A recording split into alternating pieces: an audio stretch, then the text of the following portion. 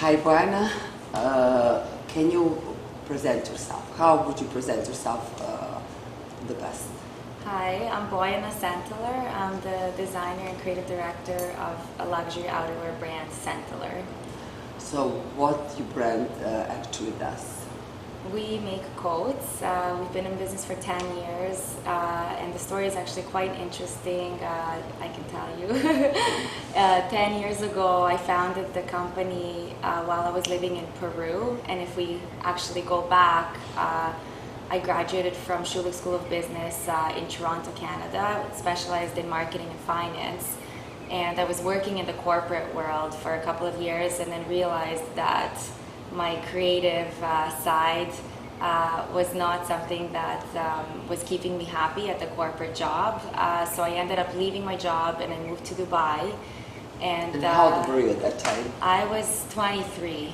So what did your parents told you when you left your job? I mean, my parents were begging me not to leave, but you know, you're ambitious, you have a vision, and you want to do something big, so I responsibly moved to Dubai, and while I was living there, I was working in media. My really good friend that studied at university with me was living there with me at the time, and we were creating economic investment reports on emerging markets, specializing in the Middle East. And we created a few reports on Dubai, Abu Dhabi, and they were being published by the Times newspaper in London, UK.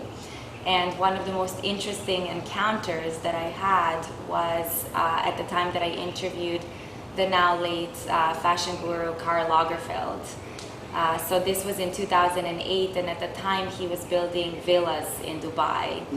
And after the interview, I, off the record, had a conversation with him and asked him, you know, I want to be in fashion, I have a marketing and finance background, but I love passion. It's something that I have been very passionate about since I was a young girl. I remember I was always drawing sketches and creating outfits for my dolls. And he bluntly told me, Bojana, you either have it or you don't, and if you have it, go for it. So this was kind of my first source of inspiration that got me thinking about starting my own fashion line one day. But tell me, like, when you went to Dubai, did you have like a plan to do a fashion business, or you went to Dubai? What was your plan to do in Dubai? My plan, how did you choose Dubai? My best friend was living in Dubai at the time, so after I quit my job in Toronto, I was calling my friends around the world, and my friend said, you know, come to Dubai. We worked really well in school together, so she said, come to Dubai, let's do something together. And she was already working there and had a business, so I went to Dubai and I joined her. And that was it. Without thinking like creating your fashion line at that time? No, I didn't think about fashion at all. When I had the interview, when I interviewed Karl Lagerfeld, this was the first source of inspiration that even got me thinking that I could possibly start my own fashion line, because my debate was always, I didn't go to a fashion school, I went to a business school, so how can I be a fashion designer? But you know, words of advice coming from such a high-profile fashion guru was really, you know, you're born with it. It's something that you have inside you, and you don't have to have formal training in order to have the overall vision. You can always hire people who can make that into reality, but if you have the overall vision and if you have the talent, it's really, you know, you can go for it. And your business school definitely, it's very useful in your career, right? Yes, my business school definitely, I think I recommend to every person that wants to go into fashion to finish business first. So after I left Dubai at the beginning of 2009, I was in Lima. I was traveling South America with my sister, and she had a job in Toronto, so she had to go back. But I didn't, so I ended up staying in Lima with family friends that we have there, actually from Belgrade. And I ended up living there for about 6 months, and while I was living there, I was trying to make, you know, figure out what I was going to do, and I ended up finding out about Alpaca. But tell me, like, when you made the decision to stay in Lima for 6 months, what was the reason why you wanted to stay in Lima? I mean, it was simple. It was summer in Lima. It was January. It was winter in Toronto. I didn't have a nice coat to wear. I just didn't want to deal with the cold. And also at this time, it was an economic downturn that affected every country globally. So Toronto didn't have many opportunities, and I couldn't picture myself going back to a corporate job because I was living in Dubai for some time, and I was working there, and it was very kind of like on the go and like using inspiration. So it was really difficult for me to go back to a corporate job. So I knew that there was really no opportunity for me in Toronto, which is why I figured Lima might be interesting because at the time I was living there, I also found out that it was the fastest growing economy in South America. So I didn't know what I wanted to do, but I knew I wanted to, do something where I would get further inspiration to figure out what I would really do. And at that time you were, what, 24? I was 24 at the time, and then I found out about alpaca, which is the sacred fabric and raw material that is from the Peruvian Andes. So the alpaca animals, they live at very high altitudes in the Andes Mountains, 3,000 to 5,000 meters above sea level. And the beauty about their fabric and why I fell in love with it is because their hair developed microscopic air pockets that act like thermal insulators. So basically, when it's cold outside, these microscopic insulators expand and they preserve your body heat. But at the same time, it's so light in weight, and it's soft like butter. I mean, it's like really, really silky and shiny. And my idea was, because the Canadian winters are so long, we wear coats 8 months out of the year, that this is a perfect business plan, that I would start a company and I would make coats out of alpaca, which would make women feel very feminine and elegant. But at the same time, they're very warm still, because Canadian winters are very, very cold. So this was kind of the perfect combination. And after doing research, I found a gap in the market for this kind of product. And then I ended up creating a first collection while I was living in Lima. And it was 7 coats, and everybody always asks me, so how did you come up with the designs? And it was easy. It was the 7 coats I always wanted to have for myself. So the first collection was created like this, and then I brought it back to Canada, and I presented it to a small group of women and ended up getting about 20 orders that day. And it was made to measure. I was measuring the sleeves, the shoulders, and that was it. And then I realized that I have something really, really interesting that doesn't exist in the market, and I realized that there's a very high demand for it. Whenever I talk to you, I realize one thing, that you're very in touch with yourself. So your story is very inspirational, because you always listen to yourself. So you listen to yourself to quit the job, you listen to yourself to go to Dubai, to stay in Peru. A lot of people, they don't have bravery to do that. So what would you tell to young people, like girls or boys, doesn't matter, what is your advice? How do you make your decision then, and how do you make your decisions now? Yeah, so I mean, that's a great question. My advice is really, when you're young, the world is your oyster, and the opportunities are endless. And a lot of people tell me, you're so lucky. You're very lucky that you ended up where you are, but I always say I'm not lucky. I just chose to see the opportunity. Everybody's faced with opportunities, but some people see them and some people don't. And I always wanted to do something that I love. And right now, I was talking to you before, I wake up and I'm so happy and I'm so excited to go to work.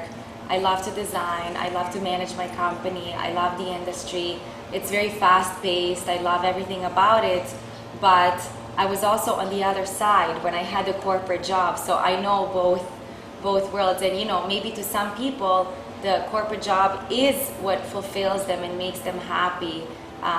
For me, I'm very creative. It was a blockage for me. It was really blocking my highest potential. So tell me, how do you see opportunity? How do you recognize that opportunity? Which signal you got in your body that you can share with people, so they know, aha, maybe to someone from outside it looks like crazy that I'm going to do this move, but I feel it. So what is the feeling that you have in your body when you see opportunity? So I have a really big drive inside me. I mean, since I was young, I know my parents were always like, "Bojana, what are you doing?" And I was like, "Don't worry, I know what I'm doing. I have it under control."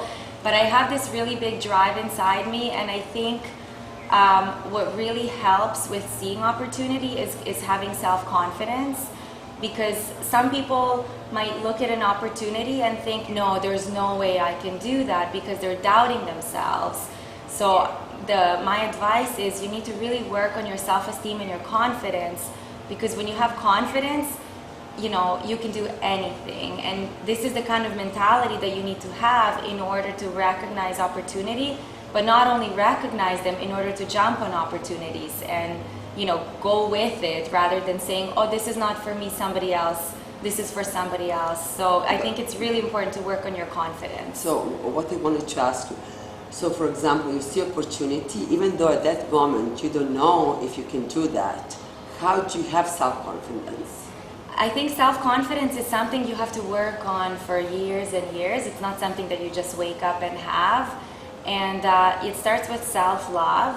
I think it's very important for people to know that you have to be the best version of yourself, and really it starts with figuring out who you are, and then just loving yourself the way you are, and not trying to be somebody else, because we're all born to be unique. And I am the way I am, you are the way you are, but I can never be you, and I should not try to be you, and you can never be me, and you shouldn't try to be me.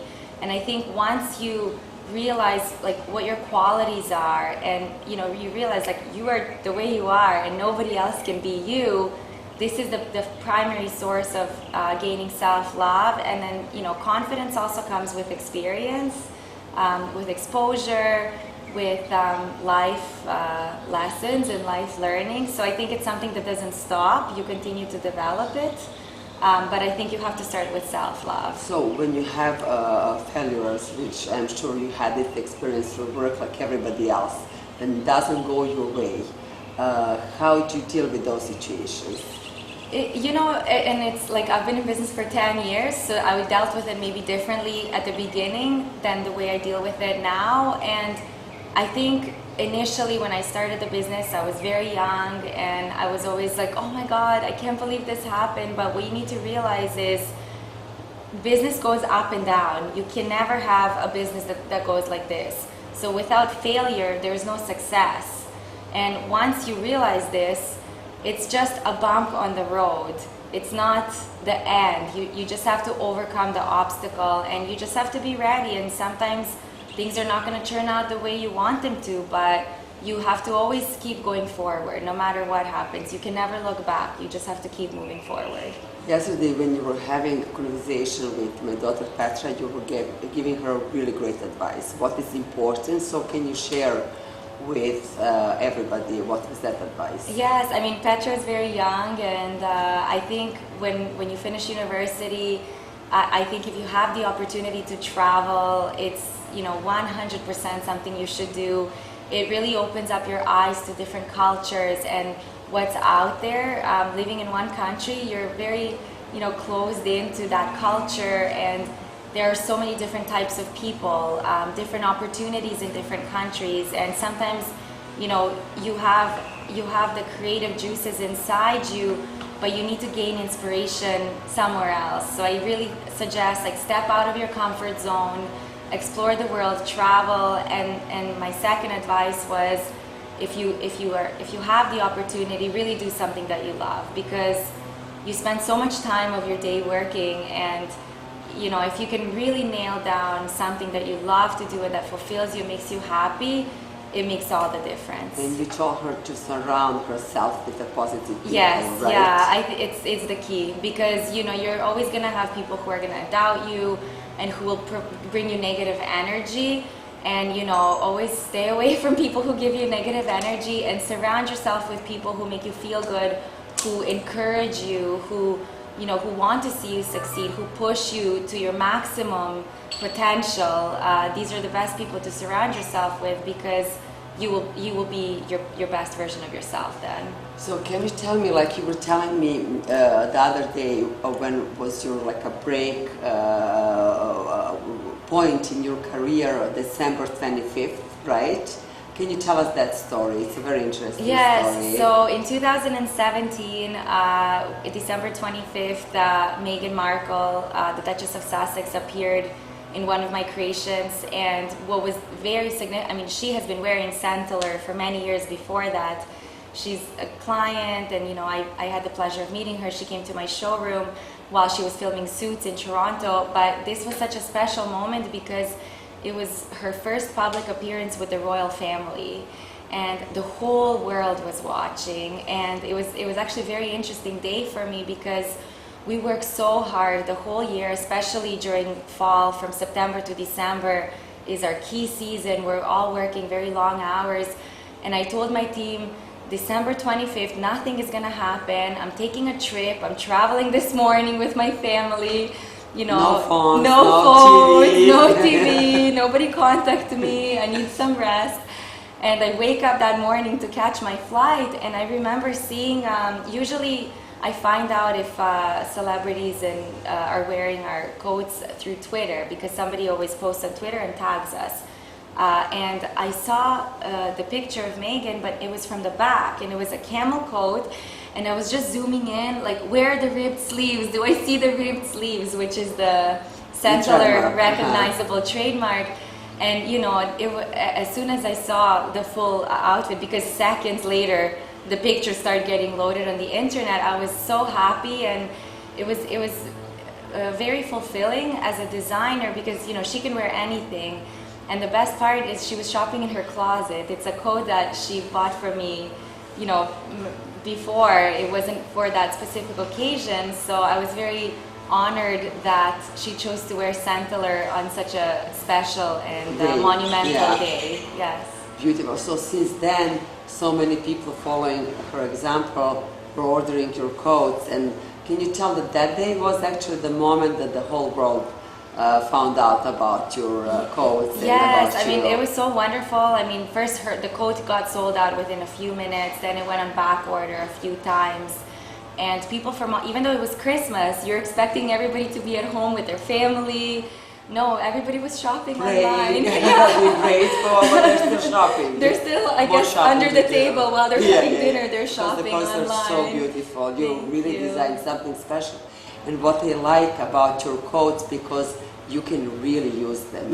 Yes. And it's a great example. She bought like many years ago, and then she wore on a Christmas day, because she found in her closet. Yes, I mean, they're very versatile, which is I'm mostly known for wrap coats, which is very easy because you can wrap or unwrap as much and comfortable for every day. Yes. Taking kids to school, going to work, traveling.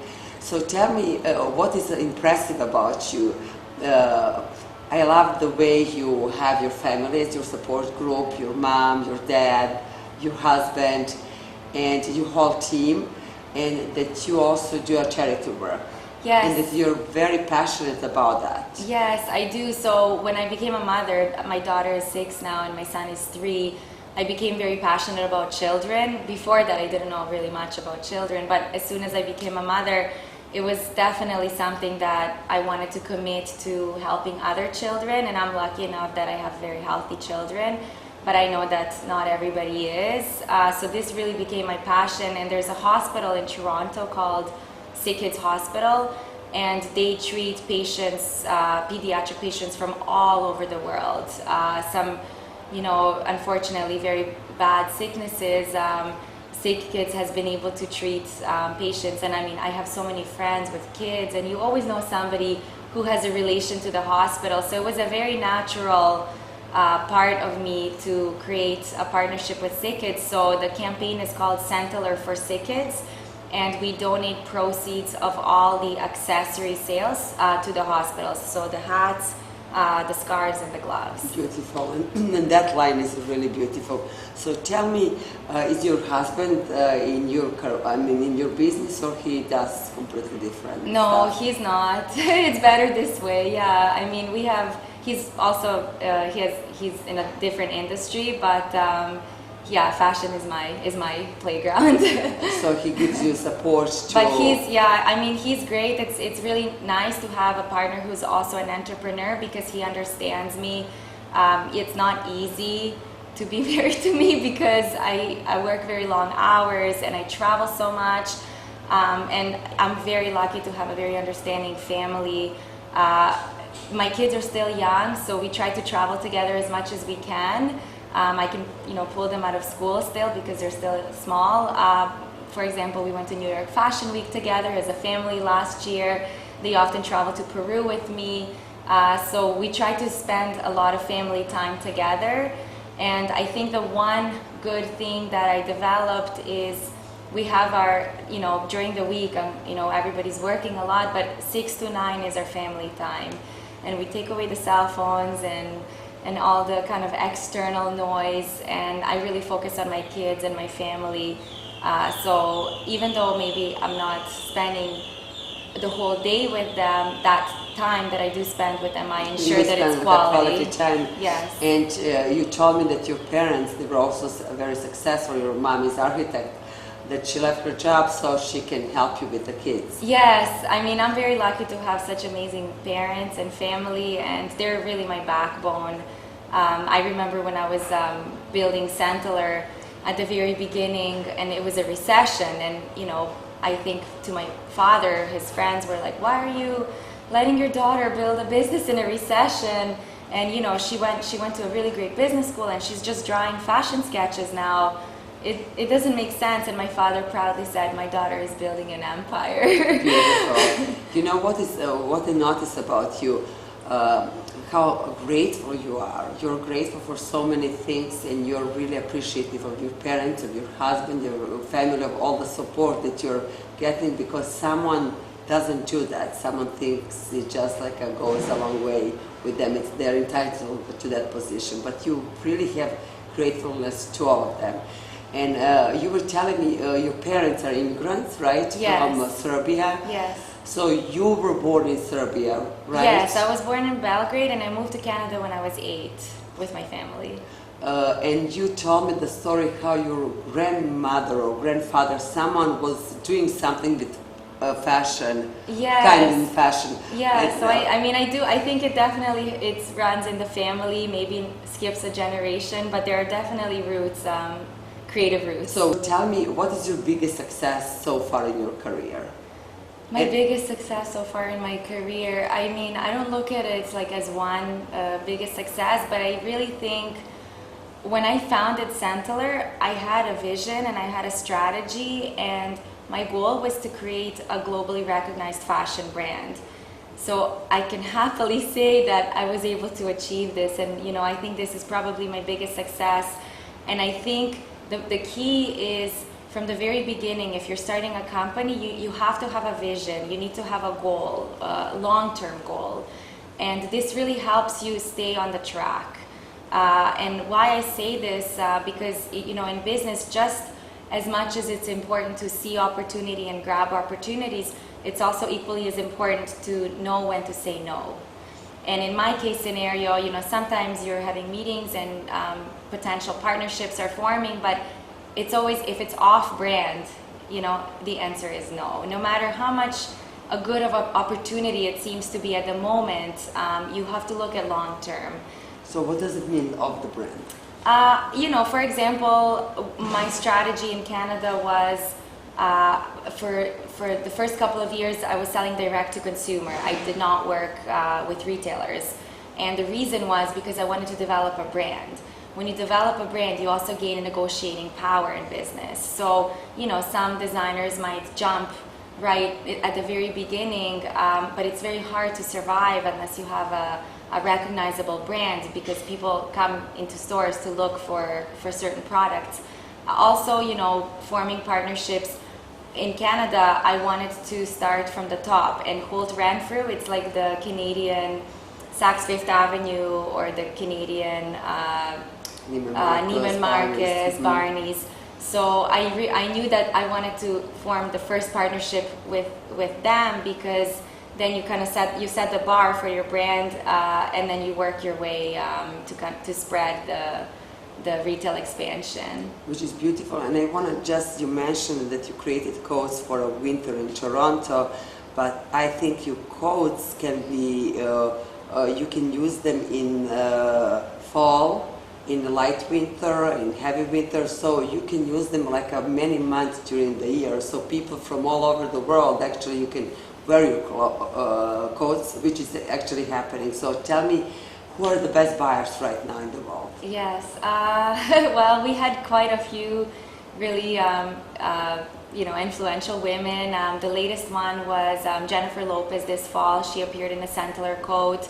Lucy Hale appeared in a Sentaler coat while she was hosting New Year's Eve countdown in New York. Kate Middleton has appeared in Sentaler coat during the Royal Canadian Tour, which was amazing because she's such a global fashion icon, and I think equally with Meghan Markle, both duchesses have such a great following, and this was amazing. We had Gigi Hadid appear in Sentaler. Also, Sophie Gregoire Trudeau wore a Sentaler coat during Canadian Prime Minister's swearing-in ceremony when Justin Trudeau was swearing in. She was wearing a beautiful white coat in 2015, and this is really the day that all of Canada found out about me. So it was really wonderful. So tell me, what is your next step? What is your next goal that you put up there in the future? So the very interesting announcement that I made, I actually celebrated my 10th anniversary last fall, and that evening I made an announcement that Sentaler is launching Sentaler Men. So that's happening this fall, and I think it's going to be such a great addition to the women's brand, because we have so many clients. All our clients like, Bojana, when are you going to create coats We're also for my... cold. We also need coats. Yeah, we also need coats. So this is next, and just to continue to expand globally, there's a Sentaler woman in the whole world, and I just want to reach every Sentaler woman and make sure that she's wearing a Sentaler Beautiful. coat. So you're going to do it for men? You're going to stay away from the kids for now? Or for now, in but the you future? never know. Yeah, I mean, my daughter has a coat, a Sentaler coat, but this is a one-off. But I mean, I love children's clothing, so you never know. So can you tell us for the end, how would you describe the woman who is wearing your coat? The Sentaler woman is very confident.